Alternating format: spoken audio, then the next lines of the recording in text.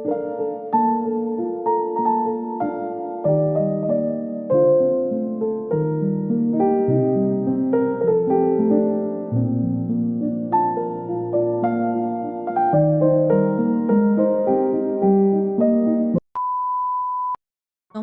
সবাইকে, ওয়ান্ডার মহুয়ার নতুন একটি ভিডিওতে সকলকে স্বাগত।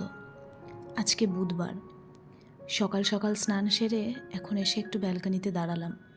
ব্যালকনিতে এখন শীতকালের জন্য সকাল ওই 7:30 8টার থেকে বেশ ভালো রোদ চলে আসে। আর শীতকালে গায়ে রোদ লাগাতে বা রোদ পোহাতে কিন্তু বেশ ভালো লাগে। আজকে আমি বেশ অনেকক্ষণ ব্যালকনিতে দাঁড়ালাম। শরীরটাও ভালো নেই, সকাল থেকে বেশ ভালোই ছিলাম, কিন্তু একটু আগে থেকেই পেটে প্রচণ্ড ব্যথা করছে।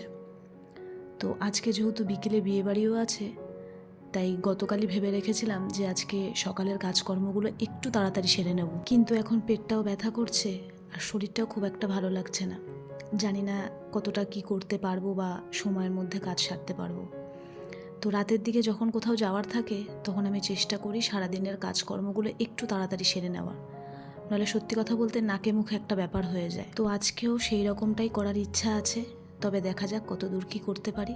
গতকাল রাতে আমার বেশ অনেক বাসনই পড়েছিল, আর আমি প্রত্যেক দিন রান্নাঘর পরিষ্কার করে বাসন পরিষ্কার করেই রাখি, এতে আমার সকালে অনেকটা সুবিধা হয়।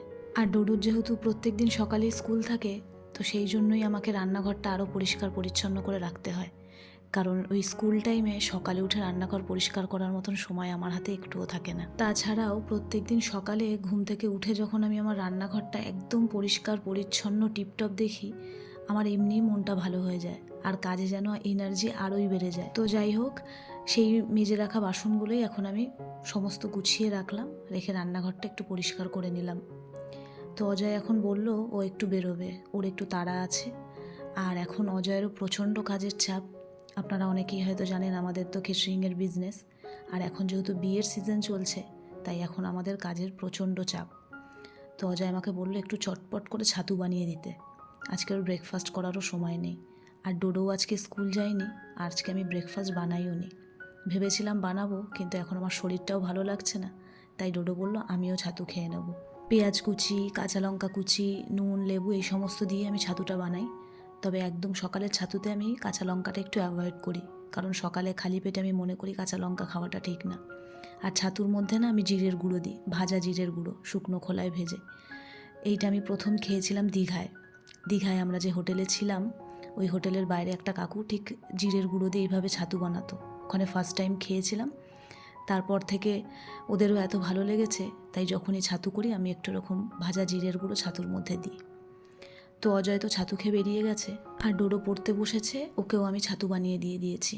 এখন আমি চা খাবো, একদম বড় কাপের 1 কাপ বানিয়ে চা। সকালে ঘুম থেকে ওঠার পরে কিন্তু অলরেডি আমার 1 কাপ চা খাওয়া হয়ে গেছে, কিন্তু এখন যেহেতু আমার পেটটা আবার ব্যথা করছে, তাই এখন আমি আবার একটু বেশি করে চা বসাচ্ছি। প্রত্যেক মাসে আমার এই পেটে ব্যথার ব্যাপারটা লেগেই থাকে, তো কোনো সময় গরম জলও খেয়ে নিই, কিন্তু আজকে ভাবলাম একটু চাই খাই, তাই একটু বেশি করে চাটা বানালাম। আজ রাতে যেহেতু বিয়েবাড়ি আছে, বিয়েবাড়িটা নিয়ে বেশ ভালোই এক্সাইটমেন্ট ছিল, কিন্তু এখন শরীরের যা কন্ডিশন, মনে হয় না বিকেলবেলার বিয়েবাড়ি যেতে পারবো। তবে অজয়কে বলেছি যদি শরীরটা ভালো থাকে তাহলে অবশ্যই যাব। শরীর যদি না ভালো থাকে তাহলে কোথাওই যেন সাজগোজ করে যেতে ইচ্ছা করে না। আবার না গেলেও হবে না, জানেন তো, খুব কাছাকাছির মধ্যেই একজন আমাদের ডান্স ক্লাসের অনেক দিনেরই পরিচিত, তাই না গেলেও কোনো উপায় নেই। তবে ভাবছি এখনও তো অনেকটাই দেরি আছে, দেখি রাত অবধি কী হয়। খুব তাড়াতাড়ি হয়তো যাওয়া হবে না, তবে চেষ্টা করব অবশ্যই যাওয়ার। বেশ অনেকক্ষণ ধরে বসে বসেই চাটা খেলাম, আর চাটা খাওয়ার পর এখন অনেকটাই বেটার ফিল করছি। এখন আস্তে আস্তে হয়তো একটু পেটে ব্যথাটা কমবে। তো রান্না বান্নার কাজ শুরু করার আগে আমি এই রুমটাকে একটু ক্লিন করে নেব। গতকাল রাতে ডোডো এই রুমে বসেই ক্রাফটিংয়ের কিছু কাজ করেছিল, তাই বেডটা একটু নোংরা হয়েছে, বেডটাকে ক্লিন করব। আর আজকে ডোডোও স্কুলে যায়নি, ডোডোর বেশ কিছু পড়া পেন্ডিং আছে, তাই ভাবলাম আজকে আর স্কুল পাঠাবো না, আজকে ওই পড়াগুলো বাড়িতে বসে করাবো। কারণ এই নেক্সট স্যাটারডে থেকেই আমার এখন টানা চলবে বিয়েবাড়ি, ওই ধরুন মঙ্গলবার অবধি।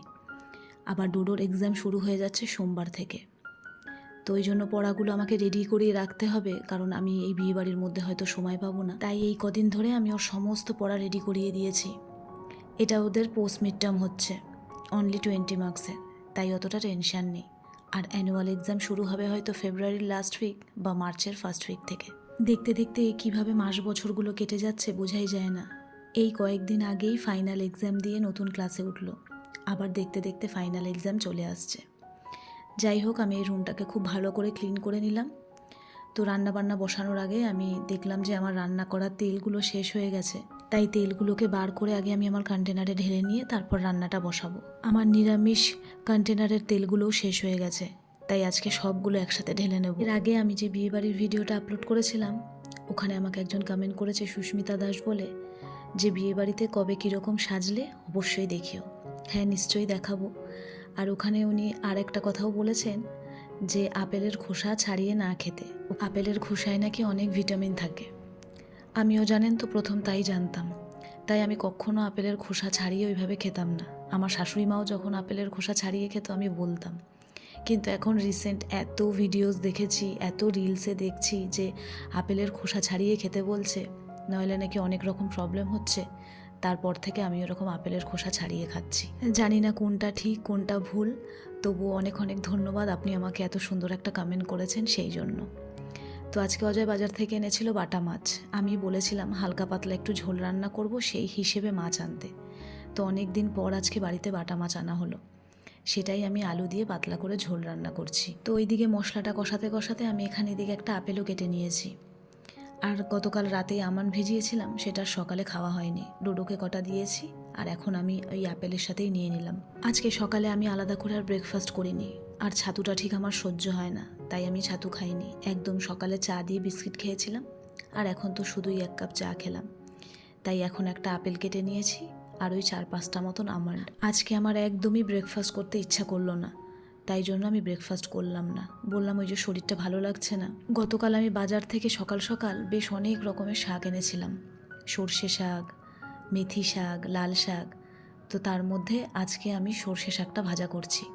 সর্ষে শাক খেতে আমার ভীষণ ভালো লাগে। আগাগোড়াই সর্ষে শাক ভাজার সময় একটা খুব সুন্দর গন্ধ বের হয়, যেটা আমার বেশ ভালো লাগে। আমার মূলো শাক খেতেও খুব ভালো লাগে, মূলো শাকের মধ্যে যে স্মেলটা থাকে সেটাও খুব সুন্দর লাগে। আমি মূলো খেতে খুব একটা বেশি পছন্দ করি না, কিন্তু মূলো শাক আমার খুব ভালো লাগে। তো এদিকে আমার বাটা মাছের ঝোলটা কিন্তু হয়ে গেছে, একদম ধনেপাতা দিয়ে পাতলা করে ঝোল রান্না করেছি। এখন প্রত্যেক দিন সকালবেলা যখন ডোডোকে স্কুল বাসে তুলে দিই, তারপরে আমি আর আমার শ্বশুরমশাই দুজন মিলে হাঁটতে হাঁটতে বাজার যাই। আমাদের বাড়ির একদম সামনেই বাজার বসে, আর এই শীতের সকালে বাজারটা দেখতে আমার এতই ভালো লাগে। যেদিন আমার কোনো কিছু কেনার না থাকে সেই দিনও আমি আমার শ্বশুরের সাথে যাই। তবে সকালের দিকে বাজারে যেতে পারলে একদম টাটকা শাকগুলো পাওয়া যায়, যেটা একটু বেলা হয়ে গেলে একদমই থাকে না। আর এই দেখুন, এইদিকে আমার সর্ষে শাকটা ভাজা হয়ে গেছে। এখন প্রায় ওই 2টো মতো বাজে। আজকে যেহেতু ডোডো বাড়িতে আছে, তাই 3জনে একসাথেই লাঞ্চটা করতে বসছি। আর আজকের ভিডিওটাও কিন্তু এখানেই শেষ করলাম। সকলে ভালো থাকবেন, আপনাদের সঙ্গে আমার আবার পরের ভিডিওতে দেখা হবে।